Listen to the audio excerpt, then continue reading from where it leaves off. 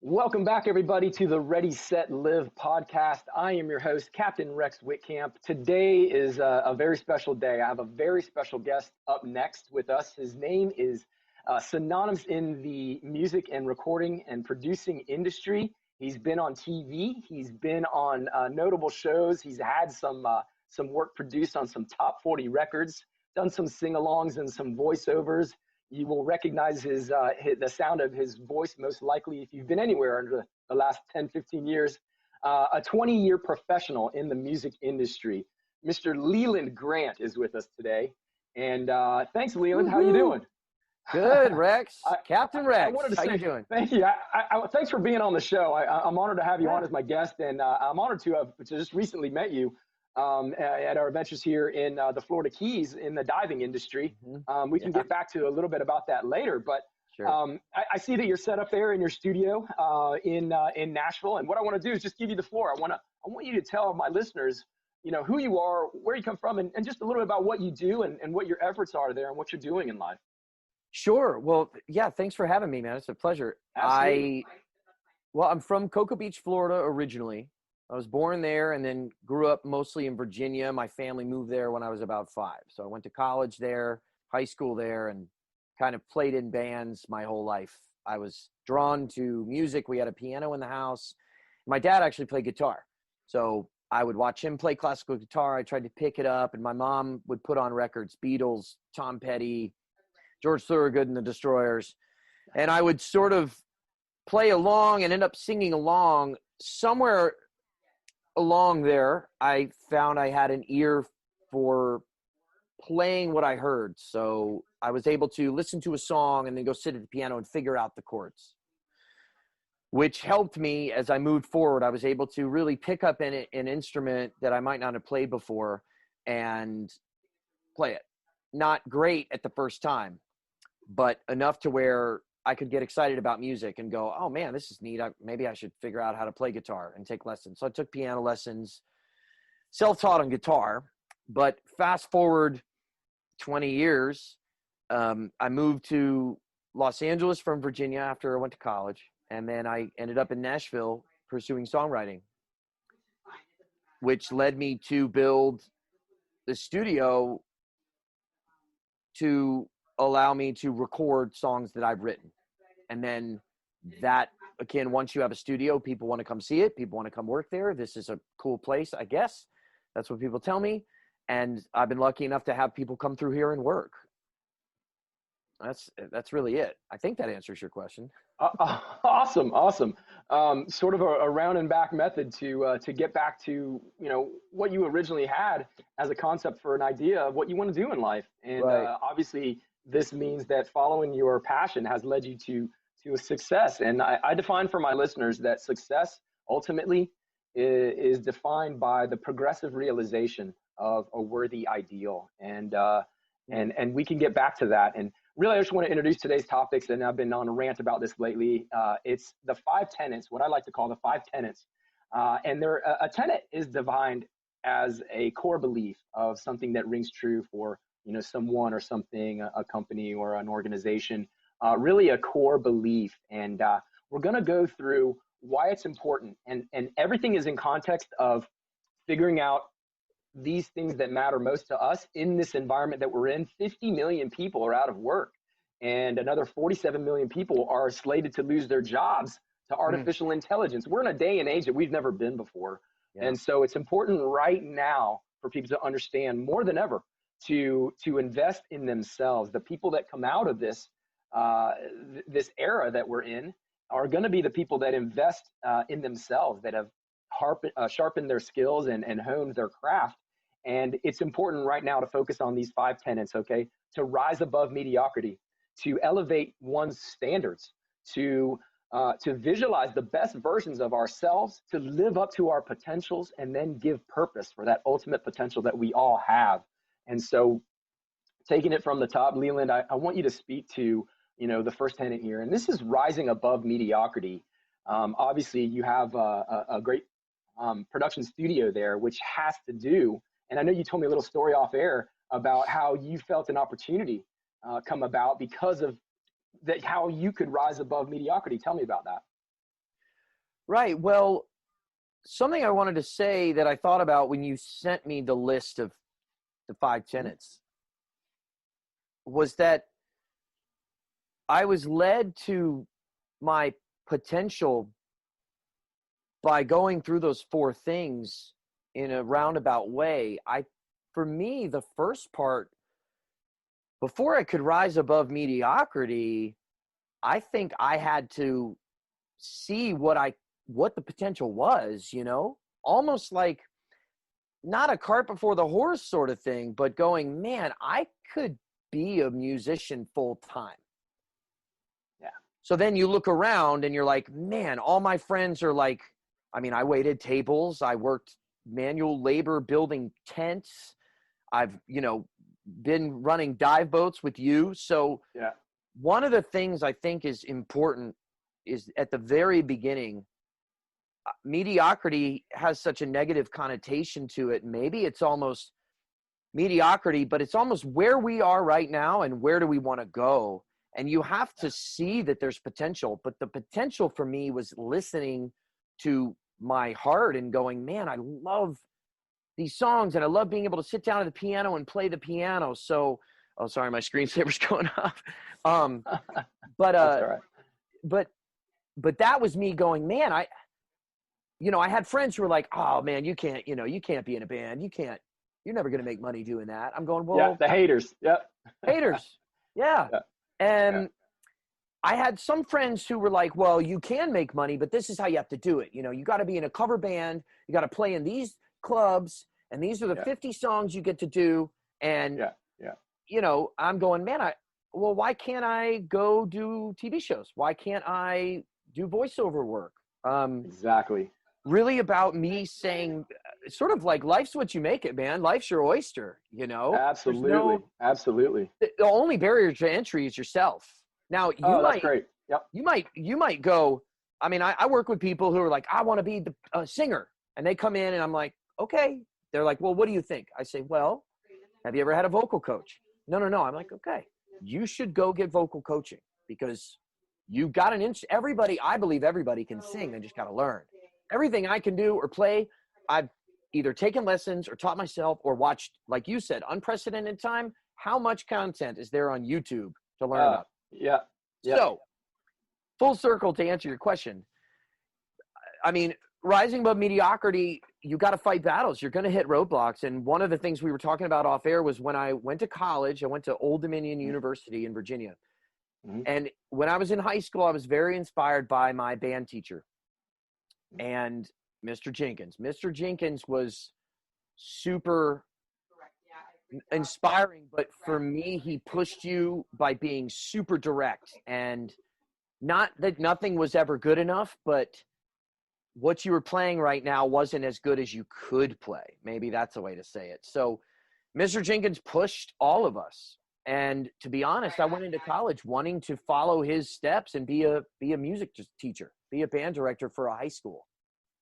I saw a lot of high schools that age where those bulbs get flipped, and people go, oh man, well, maybe I love playing lacrosse, but gosh, this trumpet thing could really be cool. And that, this really is neat. And people have these barriers to entry, but if they work at it hard enough, I believe you push back. So in college, I went in as a piano major. As I said, I played piano for being a kid. And then I was told by the dean of the university, said, hey, if you want to be a band teacher, you can't be a piano major. Now, this was after 2 years of school. Okay, 2 years of school. They were like, oh, by the way, we noticed you're an education major. And your freshman and sophomore year, you spent in a cubicle learning Chopin. So they said, you need to switch your primary instrument to a band instrument. So I picked percussion because in high school, that was my main thing, was percussion. Timpani, cymbals, snare, xylophone, all that. So I did that and then had a falling out with the dean of the music program. The falling out was it was simple. I showed up late for a dress rehearsal for the concert that was 2 days later. I was coming from work, driving through the rain, and opened the back door quietly. He stops the whole band and is like, why are you late? I was like, I'm telling you, man, I was like it was a 4-hour rehearsal. Yeah. I was late though, whatever. It doesn't matter. I was late. So he goes, don't show up to the concert and see me in my office Monday. Oof. So now that also will tell you how critical or non-critical my parts were in percussion. Because at the time I was just out of my sophomore year. So the seniors and juniors got the snare drum, big parts and the big bass drum parts. I was playing like triangle, cymbal crash, cowbell, cowbell, wood block, things that were, but tell you, that's how critical I wasn't, because he could say, don't show up tomorrow, because he knew that somebody else could cover my parts because they have two hands. So anyway, on Monday, I wrote this letter of apology. Sorry, I'm late, blah, blah, blah. And he gave me a C- in band that year. Mm-hmm. Who gets a C- in band? And I decided at that moment, I was like, man, I'm not going to put up with this. Not because I wasn't able to swallow my pride and say I screwed up, but the way he treated me was so condescending, where I was like, I'm sorry I was late. Here's a letter of apology. Yeah. Not good enough. No, not good enough. C-. I'm going C-. Well, you didn't play the concert. Well, because you didn't let me play the concert. Yeah. Anyway, so my best friend, who's still my best friend of 25 years, was at the same school. So I told him about it. He goes, man, you should change your major. I said, well, what are you majoring in? He goes, I'm majoring in interdisciplinary studies. So I went to my advisor and I said, what's IDS? And he said, well, it's this thing where you take different disciplines, interdisciplinary, and you combine them all and you write a thesis proposal to demonstrate to the university why this degree program is missing and why yours should be a degree program. So basically, I took my music credits, which I had 2 years of credits. I then took some business courses. I said, hey, I can take these business courses like finance, accounting, things, a music business person would need. And then I was able to go to another school, Hampton University, across the city, and they had a recording program because Old Dominion didn't have a recording studio. There was no recording program there. What did that lead to? That led to me creating this degree called Music Production Technology that I graduated with, that now is a degree program at the university. Wow. So that opportunity of that experience where you said, you know what, I'm going to rise above the mediocrity here. My value is not being, it's decided. not being worth anything, and it's not being seen and realized. Yeah. And this is a way to get out of my mediocre levels and to break and shoot for excellence. And so I'm reminded of a quote by Eric Thomas, who's an amazing motivational speaker. He says that the only way to get out of mediocrity is to keep shooting for excellence. And Will Smith, right, everybody's favorite actor, right, is a name for himself. He said that being realistic is the most common path to mediocrity. And so when you're talking about your haters, they're kind of just trying to be real, right? And they're trying to bring you down and say, listen, man, be real. Well, when people are real like that, it means that they're trying to set you up for a life of mediocrity. And we're worth more. Everyone is worth more than that. So listen, I appreciate that answer. We're going to just move along to the next topic. We're going to be short on time at the end, but I'm going to move this into our next topic. And you're such an interesting spirit that we could talk forever on this. And sure, I'll answer faster. I have the tendency to ramble. And that's okay. That's your first warning. No, let's talk about elevating our standards. All right. And in your profession as a professional music engineer, right? And tell me how you can use your position to elevate not only your standards, but the standards of your clients. No, and good news, this is a short answer. I mean, you have to elevate your standards, you have to take what you're doing and you have to compare it to the best of the best in the world.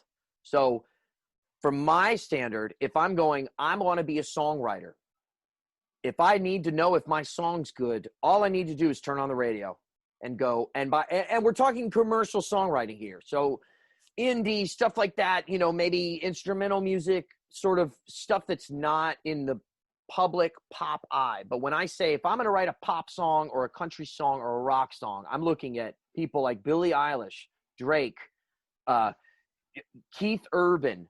You have to look at the best of the best, and you have to look around the world too.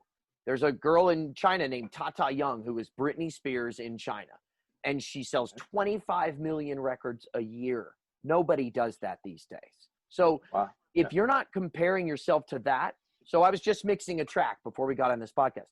So I take my mix, I put it into my iTunes, and then it's called A-B. So I listen to my mix, and then I'll listen to, this morning I was mixing to Fleetwood Mac.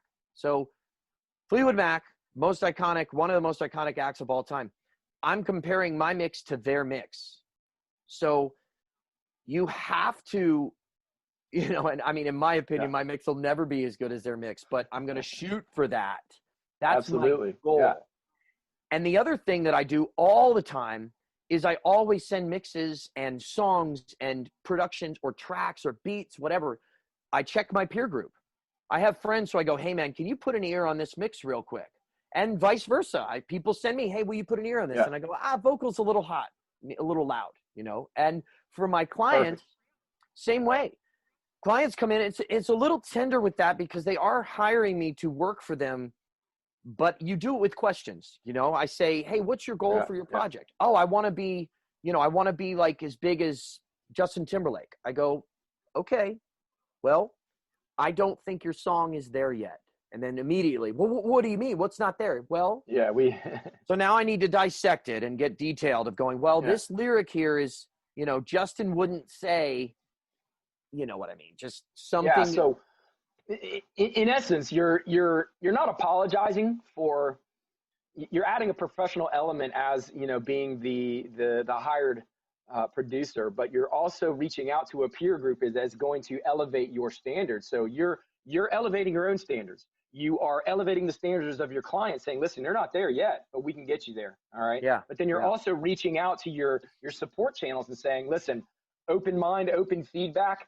I know I'm not there yet. What do I need to do? And you're reaching for a hand up. And then other times you're extending your hand down, reaching your clients up. So that's a good analogy. And, somebody once said, never apologize for having high standards, because people who really want to be in your life, they will rise up. They will rise up to meet you there. Mm-hmm. And, when you set standards and you stick to them, there will be people in your life who fall away and don't meet the standard. And the best advice I can give is let them go.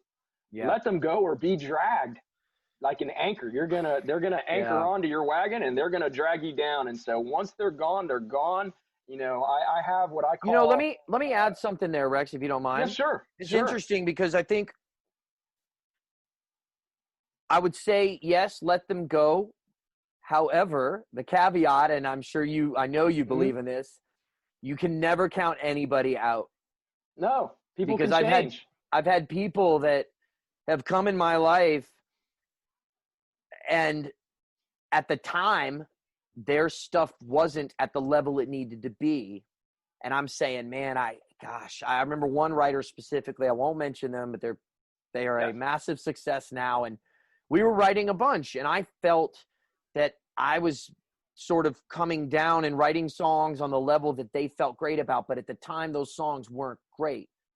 Fast forward 5 years. And by the way, at the time, the artist said, man, I'd love to write with you every week. And I'm going, man, I literally told him, I said, brother, I said, I need to hedge my bets. I sort of have a bunch of things going. I said, I don't think I have time for that right now. And now I'm kicking myself, huge lesson learned.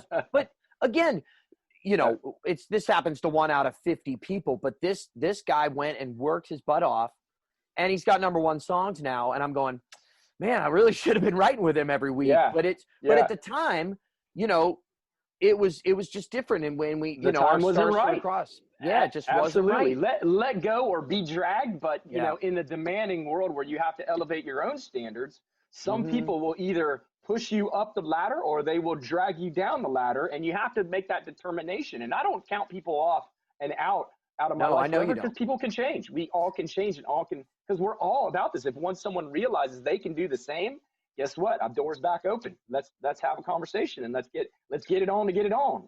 Absolutely. So I want to talk about visualization, and I know that this is a topic that sometimes it's hard for people to grasp, but it's visualizing the best versions of ourselves. And from where you are now, Leland, from where you were, talk about how the visualization process got you to where you are now, by seeing where you are now before it was even there. Talk about that. The way it got there was one word. It was risk. It was financial risk of saying, I'm going to take every penny I have. I'm going to max out 2 credit cards and build. If you build it, they will come. That was my mentality. But that took risk. So I had friends who were like showing me, I have this basement in my house where I'm at now, and then upstairs is 3 bedrooms. It's a small house, but I've utilized the space really well.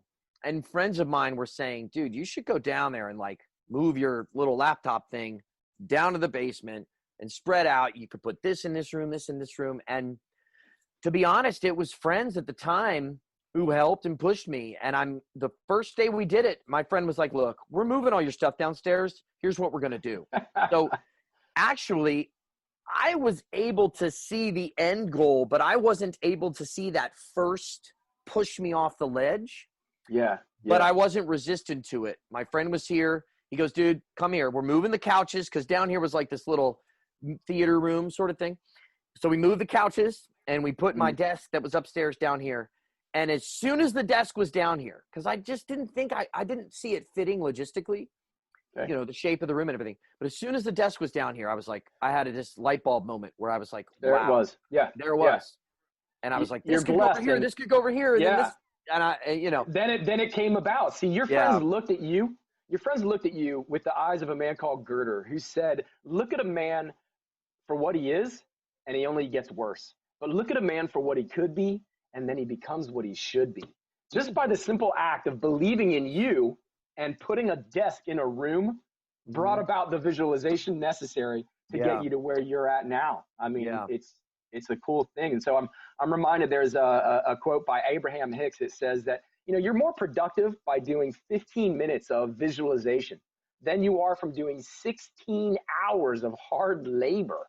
You know, so time is valuable. And when people put the investment into their mind to create and imagine, it opens new pathways, new creative pathways in their head. And as musicians and artists, we understand that part of our life and our way of thinking, it's so important. It's the driving factor behind our passion. And and it's also been said that to bring anything into life, imagine that it's already there. And so your friends happen to meet you there before you got there, but then immediately you got yourself the rest of the way just by a table. Right. So really interesting. Cool, no, that's a guy. I like that quote too. Yeah. So, you know, the big challenge is to become things that align with our potentials. And I'm going to move right into why it's important that we live up to our highest potential. And, you know, anybody can be a chicken or a hen, right? But if people realize that we're all eagles on the inside and we have the ability to soar, then there's no reason why you shouldn't fulfill that potential. And a lot of this comes with personal limitations that we set on ourselves. So how can you speak to living up to our highest potentials? I'm thinking 2 things. One, we limit ourselves absolutely. And I think there's also a cultural limitation and a cultural emphasis on what's important. And when I'm talking about Drake, you know, I think I say Lady Gaga or Nicki Minaj or something, but there's in music, it's interesting because in music, we glorify money and possessions and things like that.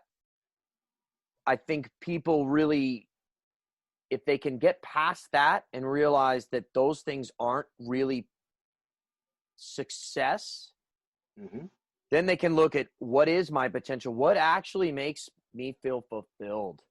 That's and that exactly can be it. Yep. You can do it on a 0 budget. You can work with kids after school for free, and it doesn't cost you a dime to drive to the high school and work with kids who might be struggling.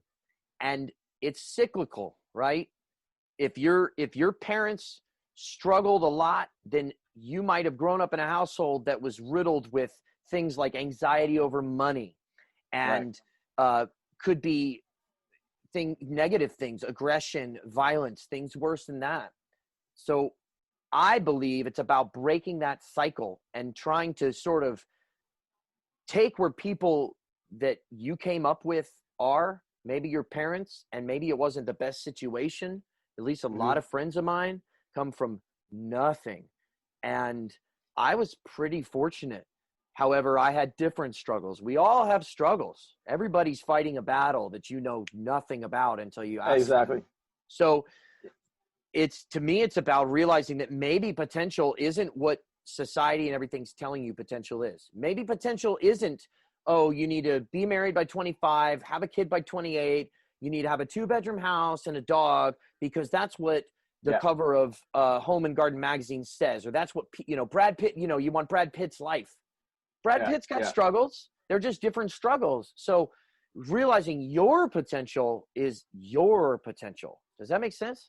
Yeah, it makes absolute sense. And you never really understand the war that's inside of somebody. And, I've heard it been said that there's no heavier burden than an unfulfilled potential. And perhaps some of the anxiety that we're facing this day and age in the pandemic, the scare, the future's so uncertain. And people are anxious about where they could be, and they don't believe that they have that seed of greatness within them. And that carries a heavy, heavy burden. And so one of the most inspiring people today, all right, who I know of no other man in life right now that works harder than Grant Cardone.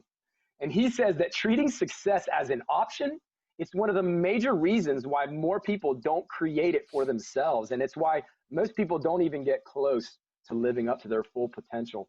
So it's a real event in someone's life to face down their fears. And fear is just an acronym for false evidence appearing real. There's only 2 fears in life, all right? There's only the fear of falling and the fear of a sudden loud noise, all right? And if you think about it, all the other fears are made up in our minds. And it's a mental challenge to get over and get ourselves past those obstacles. So, if we think of that we're scared of spiders, well, we created that in our head. If we think that we're scared of success, we're creating that fear and stopping ourselves. So courage is the ability to face fear and do it anyways. And that's exactly what you did in your life. You faced the fear and the unknown of going to one of the most competitive industries in an area where music is everything, in Nashville, Tennessee, USA. And look at you. You're a successful music producer, engineer, composer, songwriter, working with the best of the best in the world. So it's an absolute amazing story. And I just wanted to once again say, Leland, thanks so much for being on my podcast today. I know that what you had to say today, it resonates with someone in the audience, if not a lot of people. I hope so. Hope so. Thank you. Absolutely. And I just want to remind everybody that the life that you're trying to live, it's not found between all the isms and schisms of life. It's time for people to quit the paralysis of analysis. That's how I like to put it. And it's time for everyone to just jump in with both feet and take massive action on their lives. Because when you couple your potential with your purpose, the universe is most certainly going to unfold for you. So I'm Captain Rex Whitcamp on this podcast from Ready, Set, Live.